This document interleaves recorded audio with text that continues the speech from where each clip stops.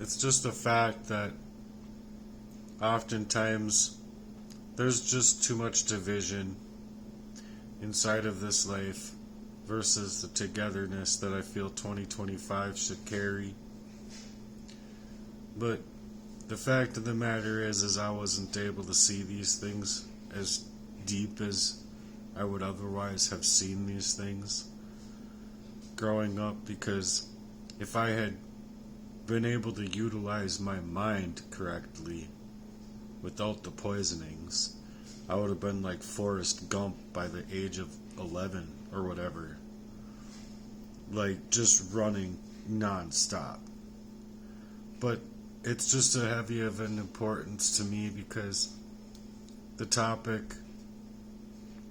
of this conversation here is about what happens to not only the perpetrator, but what happens to the victims when I'm right about the crimes of poisoning and betrayal being involved in relationships of covert narcissistic abuse.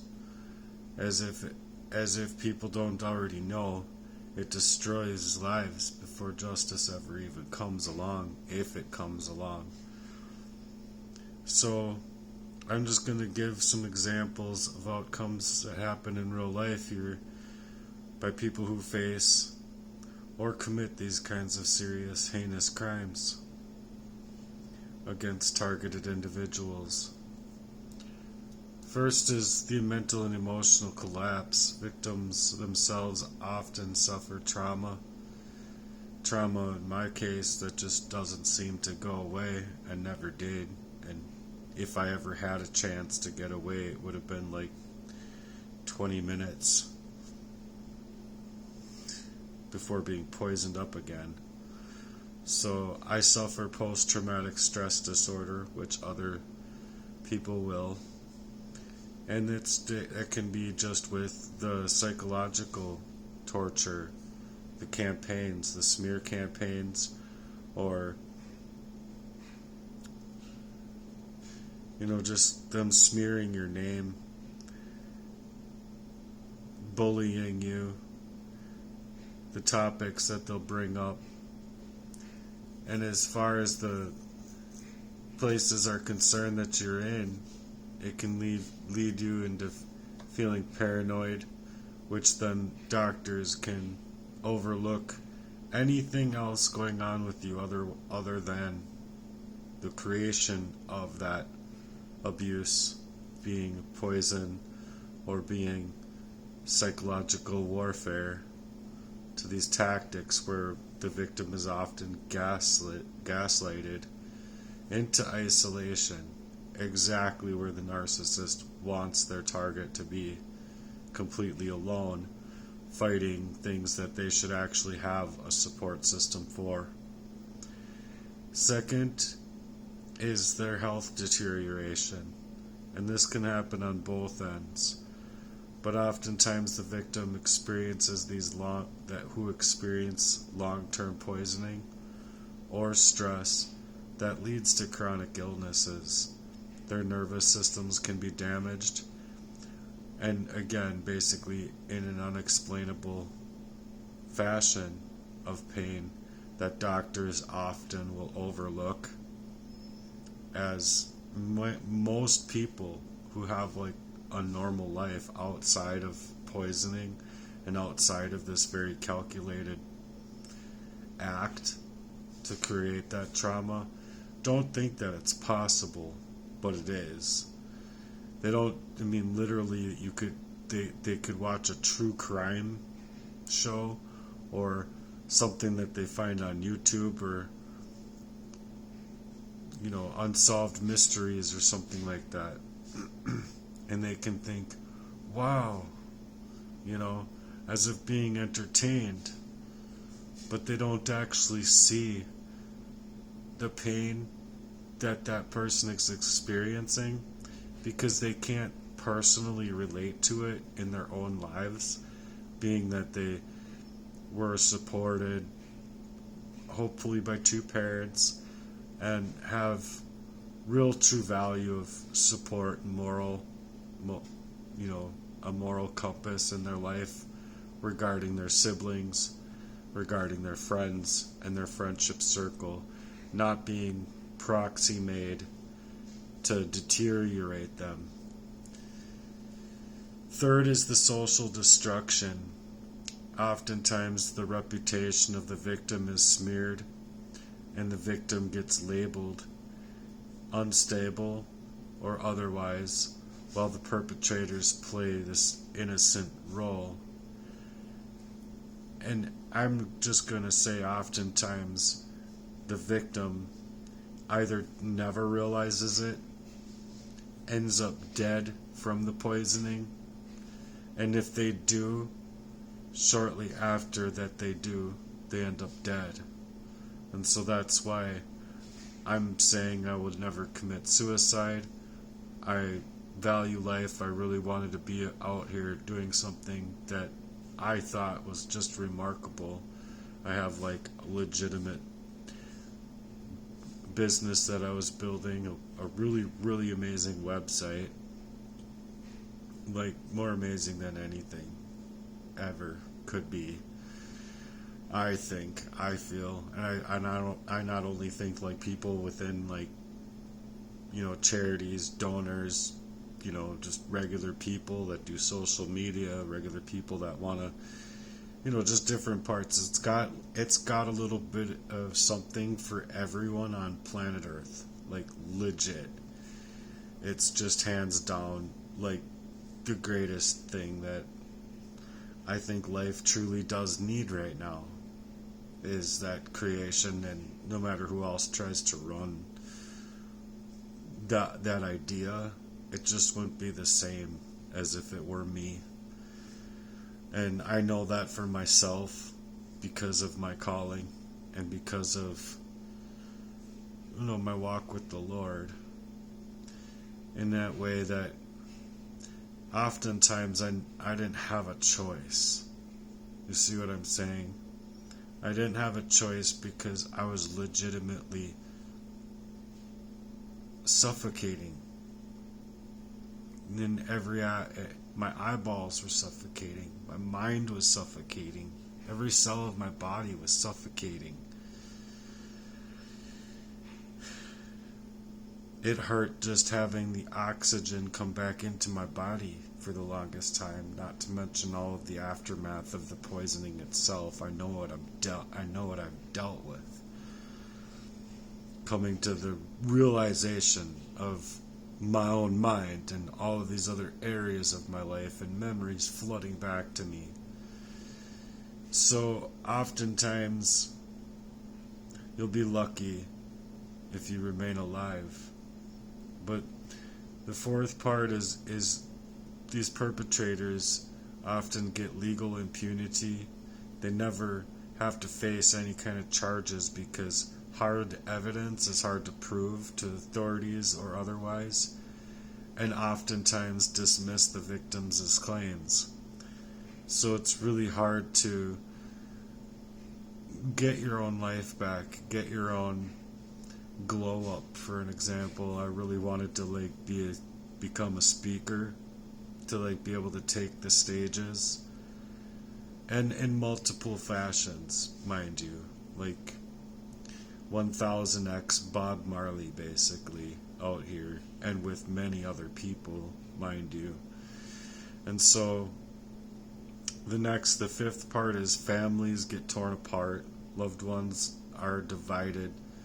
They either are in disbelief and they end up turning on each other, or they just leave the victims completely alone for fear or for any other reason, but they also don't want to be targeted too. And that's why I believe wholeheartedly that we need a whole different walk of life out here that's willing to support the victims of crimes that are just there's many of them, many, not just what's happening to me, but many that are going without notice, and people are just left in dismay, or they're left for dead. Sixth is the addiction of self-destruction, and some victims will even try to numb their pain through alcohol and drugs, or fall into other self-harm cycles where they'll choose to go with the wrong crowd, even unwittingly. Being poisoned doesn't give you the availability of your own mental constraints to peer pressure and things like that. And so oftentimes, in my personal experience, I would be poisoned, and then there would be a proxy waiting on the other side of that poisoning to specifically make it hard for me to not want somebody's help, based on the fact that the help that should have been there, like my own brothers or my father, a friend or anybody, but there would be somebody on the opposite end of that providing you what you're reaching out for. You're reaching out for love. If you're not available to get that love, then you're lashing out. And if you're not reaching out for love or lashing out, then you're crying. And if you're not one of those three things, then it's a maniacy that happens, and you could be choosing to smile through the pain, choosing to laugh it off, or maybe end up in a maniacal state of mind. Writing rants is oftentimes what I would do. I would write whatever feelings that I would have out, which is, I think, exactly why some of that writing that I did was impeccable, as far as the value that it created. And I wanted that writing to do copywriting with now. And I believe that's wholeheartedly why, when I did have a unlawful detainer added onto my record, by force, mind you, by this targeted individual community, that after getting my stuff into storage, it was their idea not to ever allow me to get that stuff back, specifically for multiple reasons. Just to burn up my life, burn me out, drain my energy of what would be normal, is being able to go to work as hard as I had to work, get my stuff back before the perpetrator of the crime, the hacking, the hijacking of my life, Jesse Lee, could then be there as a person to buy that unit when it was auctioned. Which is why me pulling around the corner that one day on my way to work, I wholeheartedly believe this too, that I saw my box of writing from what, more than 12 years before that, like 13, 14 years before that experience, was my box that he was tipping over into a fire to burn it up away. So oftentimes people become into self-harm cycles. They'll find themselves in any kind of harm cycle, not just self-harm, but the harm that these people are causing, the same type of cycles, and on repeat. And if you can't see these things because of a poisoning, and you're like not only physically feeling like you're going blind, but you're actually mentally going blind to not only the actions of others, but your own reaction just missing. It's just missing. And so seventh is there's definite spiritual consequences to those that are committing such acts. So this is more for the perpetrators and the predators.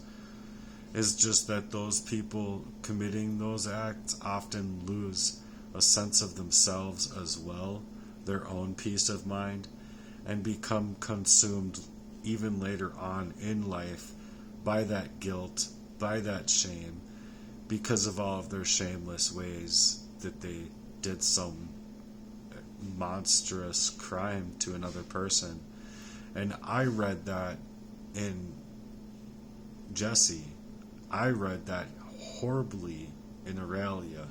I read that horribly in Emily. I read that horribly in Steven, one of my roommates, that just couldn't no way be a good actor as far as that's concerned. And so these people often are associated by a guilt that's guilty by association, and you can see the demonic influence. So when I saw the demonic influence in Steven, it was Jesse Lee, and it really triggered me. When I saw that again, I saw that demonic influence of the narcissism in and of itself from Emily, and being poisoned at that same time. Literally just wanting, like, I was paying a lot of money for that car. I was taking care of it. I was paying for it, getting the, just getting everything. I didn't want someone to utilize me like a coupon and suggest that because my name isn't on the title anywhere, that I can't have ownership of the car if anything were to happen here, because I'm now starting to pay a lot more towards the car, where I feel wholeheartedly 2,000% that I can afford this car, pay for the car, as so long as I'm willing and working as hard as I am. And so I didn't see any problem there. She did. She's the one that had a problem with it, because she had a problem from jump with her own self, if you ask me. And so you see the demonic influence there, not only in that setting, but in other settings where it has to deal with, this guy Ryan, for an example, who's like, he puffs himself up as he's such a good Christian. He's not a good Christian. He's not even a good man.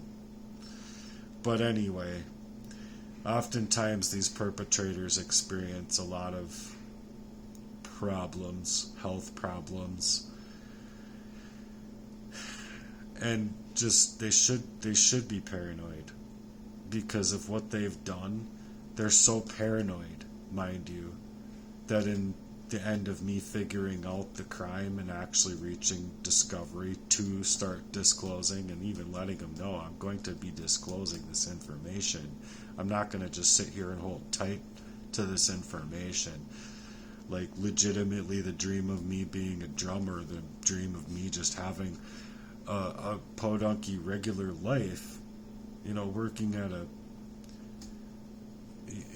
just working for somebody, working as hard as I work, to have a second and third gig app job or whatever, working on the side, being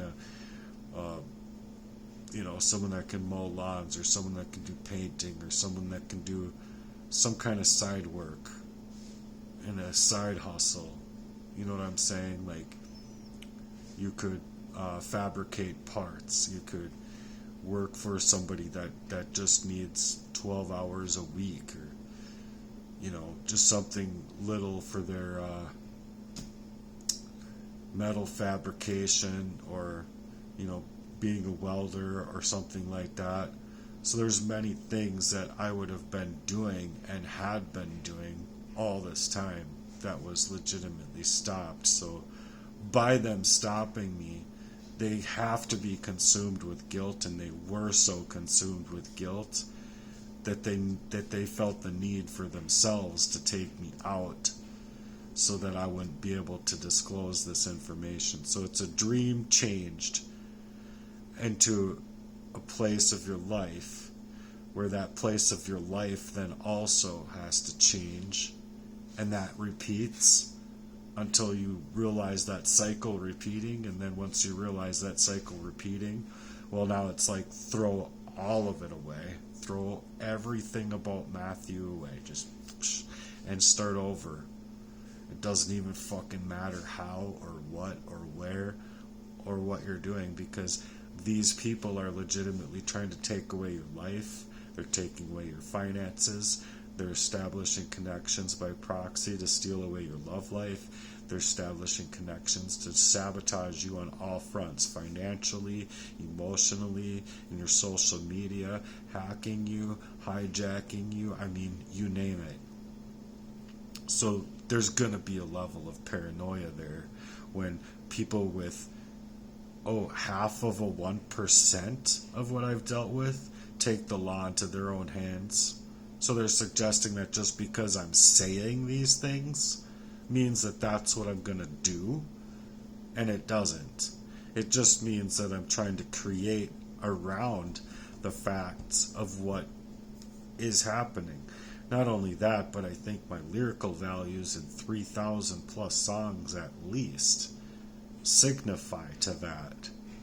And if they're not willing to look at that information, but the system as well is willing to take the scissors and cut up my life, just cut him out and like, here's who he is, then you're just a fuckbag as well. You're a fuckwad as well as these narcissist creeps. And excuse my French, but I am really mad about the situations that my life has entailed. I literally went through like fighting homelessness nonstop to get my drums back, to get into where I'm at, and then as soon as I am feeling like my life can go forward and I was like feeling a tiny bit happy, it just was too much for them. And they wanted to legitimately set me up in this house like a Bitcoin to hack me and steal that Bitcoin along with my life, because that's what identity theft entails. So next is the last thing I'm going to bring up here is just the generational fallout. It's just the fallout that ripples forward in pain throughout all members of the family. It affects their own children. If they don't think that it does, they're lying to themselves completely. It affects their future relationships, their children's relationships, and entire family legacies, like their availability to have Christmas, have holidays, share time together, go on picnics, go for a walk, have a shared conversation, have family therapy. It just ruins every last thing that there is to deal with family. And that's exactly what the devil is after with the whole demonic ties and the demonic influence there. So this is supposed to be a powerful message about what actually happens to the people that not only deal with possible long-standing poisonings, but definitely long-standing sociopathic, narcissistic, malignant type of abuse that's definitely turned into psychopaths. So it's a scary time that we're living in, and these are scary events to go through. So it should just be apparent to people that these are the ways that these people have been moving, and just because I'm finally able to see it for what it is and I'm disclosing it doesn't mean that because of my coming out of a long-standing poisoning that I was actually planning on going and finding my dad and, fucking him up with the cup. But that's what they're actually going on as far as me being the criminal, not taking any one of the thousands of times where I've been being abused and legitimately just misused and misaligned and poisoned and hacked and just you name it, it's been done. The only thing that hasn't been done is like murder. Charlie Kirk type of murder. And so if that's the case, then yeah, even the victim on the other side of this is going to experience a little bit of paranoia, because no one should have to be just basically created into a short sale when they know for themselves far well that if they were just left alone, like, just leave me be, I told these people, and they still can't leave me be. I think they're pretty sad. I think they're pretty fucking ridiculous. Excuse my French, but it's just the truth. The Lord's love would never have allowed for these people to treat their own this way, or anybody for that matter.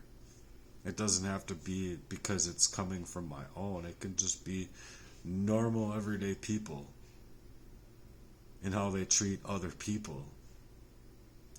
So I just wanted to pinpoint to these facts because it's a really shitty thing to come out of that kind of mental constraint, to realize that you already realized the world was shitty. I was dealing with covert warfare as far as what I felt was going on, and I was already dealing with gang stalking and knowing even some of the perpetrators along the way that were there to gang stalk me and hurt me, harass me, psychologically manipulate me, cause affairs, like cause for affairs that legitimately break apart whole groups of people, whole friend circles.